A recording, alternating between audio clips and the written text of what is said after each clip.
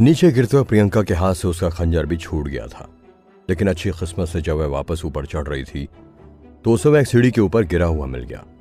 प्रियंका ने देखा कि वह खंजर तेज रोशनी से चमक रहा था और सारी आत्माएं गायब हो चुकी थी, जिसे देखकर प्रियंका को बहुत शांति मिली थी। फिर प्रियंका ने तुरंत खंजर उठा लिया और हिम्मत करते हुए दोबारा सीढ़ियां चढ़ते हुए आगे बढ़ने लगी।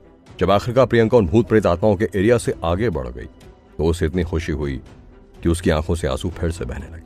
लेकिन 4 दिन की चढ़ाई के बाद आखिरकार फिर से एक बहुत बड़ी मुसीबत उनके सामने आ गई। अब प्रियंका के सामने एक बहुत बड़ा बर्फीला इलाका आ गया था। प्रियंका सोचने लगी कि अब मैं क्या करूं। मैं पुष्कर को अपनी पीठ पर ले जा रही हूं और उसकी हालत भी ठीक नहीं है। कहीं वो बर्फ से जम गया तो? अगर वह सचमुच में बर्फ से जम गया तो फिर मैं क्या करूंगी? अब जाकर प्रियंका को समझ आया था कि क्यों अपराजिता ने पुष्कर को बचाने के लिए नीचे आने से मना किया था। प्रियंका को इतने सारे दिनों की चढ़ाई के बाद पुष्कर से बातचीत करने की आदत पड़ गई थी। प्रियंका बोली, पुष्कर, वहां देखो, क्या मुझे भ्रम हो रहा है? प्रियंका को थोड़ी दूरी पर एक गुफा दिख रही थी जो कि एक पहाड़ी के नीचे बनी हुई थी। उस गुफा का दरवाजा ट्रायंगुलर शेप का था और यह पता पाना मुश्किल था कि वो मैनमेड गुफा थी या नेचुरल। लेकिन उस गुफा के अंदर से बहुत ही सॉफ्ट ब्लू लाइट बाहर निकल रही थी और गुफा में एक इस तरह की गर्मी थी जो किसी को भी बहुत आराम दे सकती थी। प्रियंका किसी भी हाल में उस बर्फीले इलाके से ऊपर नहीं जा सकती, इसलिए उसने गुफा के अंदर जाने का फैसला किया। उस गुफा के अंदर तक पहुंचने का रास्ता बहुत ही खतरनाक था। प्रियंका बोली, चलो पुष्कर, एक बार उसके अंदर जाकर देखते हैं। प्रियंका बड़ी सी पहाड़ी के पास से होते हुए गुफा के अंदर जाने की कोशिश करने लगी। गुफा के अंदर जाते प्रियंका ने देखा कि वहां एक बहुत बड़ा नेचुरल हॉट स्प्रिंग था। प्रियंका बोली, अरे यहाँ तो पानी है, और वो भी हॉट स्प्रिंग का पानी। पानी के अंदर से गर्मी की वजह से बुलबुले उठ रहे थे और पानी बिल्कुल नीला लग रहा था। प्रियंका इतनी ज्यादा खुश हो गई कि वह सारी मुसीबतें भूलकर तुरंत पुष्कर को नीचे रखने लगी। प्रियंका ने अपना खंजर कस कर पकड़ लिया और चारों तरफ एक बार अच्छे से चेक किया। उसने देखा कि इस हॉट स्प्रिंग का एक कोना बहुत ही गहरा था, बाकी सब जगह पानी ज्यादा गहरा नहीं था। यहां तक कि प्रियंका को पानी के तल में छोटे छोटे पत्थर भी दिख रहे थे। प्रियंका बोली, इस बर्फीली घाटी में एक हॉट स्प्रिंग भी है, ये तो बहुत अजीब बात है। खैर जो भी हो, मैं तो अब इसके मजे लूंगी। पिछले कुछ दिनों के अंदर ही प्रियंका ने जिंदगी और मौत का कई बार सामना किया था और अब उसे छोटी मोटी चीजों की कोई परवाह नहीं थी। प्रियंका पिछले कई दिनों से नहाई नहीं थी और उसके शरीर पर कई जगह चोटें भी लगी थी जिन्हें धोना बहुत जरूरी था। प्रियंका ने पहले हॉट स्प्रिंग के कोने में अपने पैर डाले और उसमें गिरे हुए फूलों को हटाते हुए पानी का तापमान चेक किया। पानी बिल्कुल परफेक्ट रूम टेम्परेचर पर था, जिसकी वजह से प्रियंका को बहुत ही ज्यादा सुकून मिला। प्रियंका ने पुष्कर की ओर देखते हुए कहा, ये तो बहुत ही ज्यादा कंफर्टेबल है। प्रियंका को महसूस हो रहा था कि चारों तरफ की हवा भी बहुत कंफर्टेबल हो गई थी, जैसा कि उसे पुष्कर की दी हुई खास दवाइयां खाने के बाद महसूस होता था। थोड़ी देर तक अपने पैर भिगाए रखने के बाद प्रियंका ने पुष्कर को देखा, जो अभी भी दीवार के सहारे बेहोशी की हालत में बैठा हुआ था। प्रियंका ने अपने गुलाबी होठ काटते हुए और शर्माते हुए अपने कपड़े धीरे धीरे खोलना शुरू किए। जैसे जैसे उसकी आंखें यहाँ की लाइट के हिसाब से एडजस्ट हो गईं, प्रियंका का खूबसूरत चमकदार बदन साफ दिखाई देने लगा और उसके शरीर पर बस केवल इनर वियर ही रह गए थे। प्रियंका बहुत ज्यादा शर्मा रही थी, लेकिन उसे सुकून था कि पुष्कर होश में नहीं था। प्रियंका हॉट स्प्रिंग के बगल में खड़ी हो गई और उसके लंबे बाल किसी झरने की तरह नीचे लटक रहे थे, जिसकी वजह से प्रियंका का खूबसूरत फिगर और भी खूबसूरत लग रहा था। प्रियंका स्वर्ग से उतरी हुई कोई अप्सरा लग रही थी। प्रियंका ने धीरे धीरे अपने सारे कपड़े उतार दिए और अब उसका शरीर स्नो व्हाइट की तरह बर्फ की रिफ्लेक्ट होती हुई रोशनी में चमक रहा था।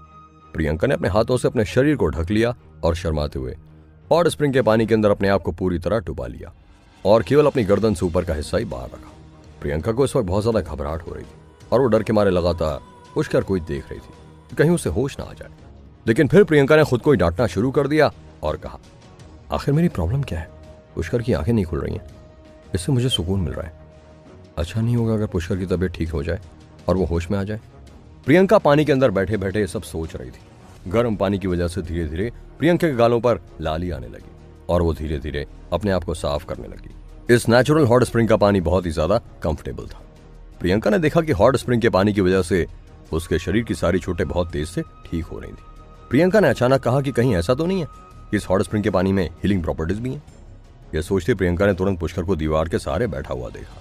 प्रियंका को लगा, अगर पुष्कर को भी इस गर्म पानी के अंदर बैठाया जाए तो शायद उसकी चोट भी ठीक हो जाए।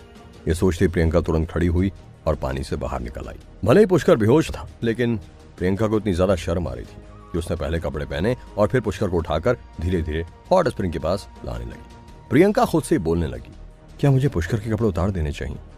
अगर मैं पुष्कर के कपड़े नहीं उतारूंगी तो उन गीले कपड़ों में से उसे बहुत तकलीफ होगी, और जब हम यहाँ से बाहर जाएंगे तो शायद गीले कपड़ों की वजह से उसे ठंड भी लगे और बुखार भी हो जाए, और अगर एक बार यहाँ पुष्कर बीमार हो गया तो फिर तो हमारे लिए बहुत मुश्किल खड़ी हो जाएगी। मुझे तो अभी तक नहीं पता कि ऊपर शहर तक पहुंचने में कितनी दूरी बाकी है। प्रियंका ने जल्दी जल्दी पुष्कर के ऊपरी कपड़े उतार दिए। जब पुष्कर के सारे कपड़े उतर गए तो प्रियंका ने देखा कि पुष्कर का शरीर बहुत ही वेल टोन और सिमेट्रिक था। यह देखकर प्रियंका का चेहरा लाल हो गया।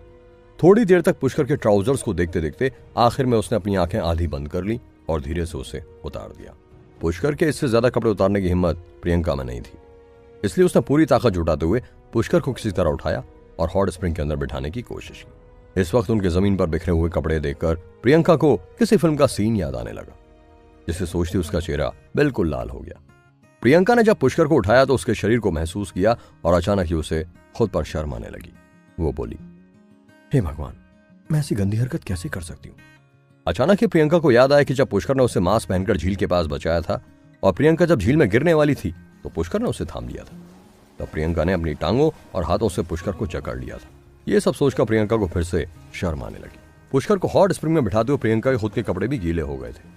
अब जाकर प्रियंका को पता चला कि पुष्कर के शरीर में भी बहुत सारी चोटें लगी हुई थी। जब प्रियंका ने देखा कि आधे घंटे बाद भी पुष्कर की आंखें नहीं खुली तो वो हॉट स्प्रिंग के अंदर बैठ गई।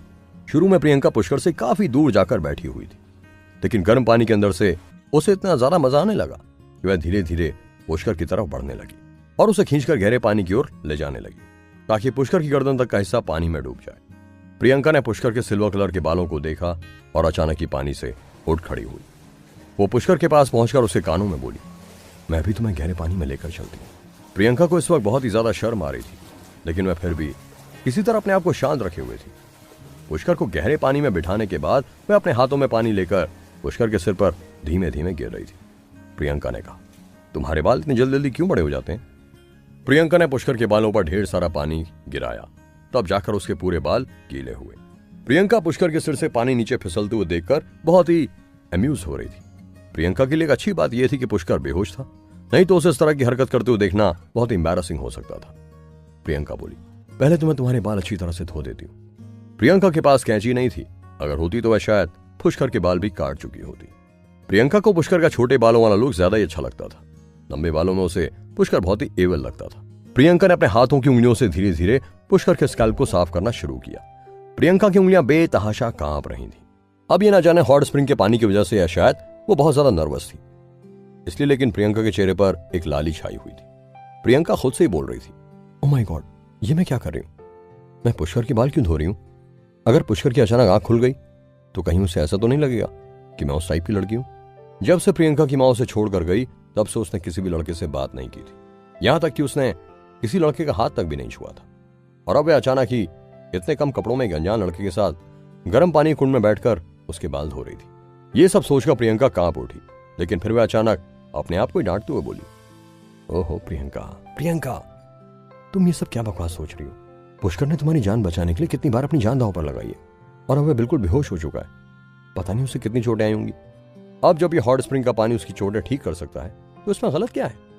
ये सब सोचकर प्रियंका ने किसी तरह हिम्मत जुटाई और वापस उसके हाथों में ताकत आ गई। प्रियंका फिर से वापस पुष्कर के पास पहुंची, लेकिन अचानक ही उसे महसूस हुआ कि पुष्कर फिसल के और गहरे पानी में चला गया और पानी उसके नाक के ऊपर तक आ गया। प्रियंका तुरंत पानी में नीचे गई। उसको बहुत ही नर्वसनेस फील हो रही थी। उसने जल्दी से पुष्कर को हक किया और पानी से बाहर निकाला। प्रियंका का चेहरा शर्म के मारे बिल्कुल लाल हो गया था। वो खुद को डांटने लगी, तुम इतनी केयरलेस कैसे हो सकती हो प्रियंका? सचमुच में प्रियंका चाहती थी कि इस वक्त पुष्कर के पास ठीक से कपड़े पहने हुए होती तो अच्छा होता, लेकिन उसके पास एक्स्ट्रा क्लोथ्स नहीं थे और जो उसका कोट था वह उसने बर्फीली घाटी में नीचे ही छोड़ दिया था। इस पहाड़ी पर कहीं धूप भी नहीं थी, इसलिए उसे पता था कि अगर कपड़े गीले हो गए तो सूखेंगे नहीं। प्रियंका ने अपनी हिम्मत जुटाई और तुरंत अपने मुंह पर 2-4 बार पानी मारा। जब पानी उसके चेहरे से नीचे बह रहा था तो वो और भी ज्यादा चार्मिंग लग रही थी। इस बार प्रियंका ने डिटर्मिनेशन के साथ आगे बढ़ते हुए जल्दी जल्दी पुष्कर के बाल धोए। उसके बाद पुष्कर का चेहरा साफ किया और उसके हाथ भी धो डाले, यहां तक कि पुष्कर के शरीर को भी दूर से ही हल्के हाथों से साफ किया। अब प्रियंका में इतनी हिम्मत नहीं थी कि वह पुष्कर को और ज्यादा टच कर सके।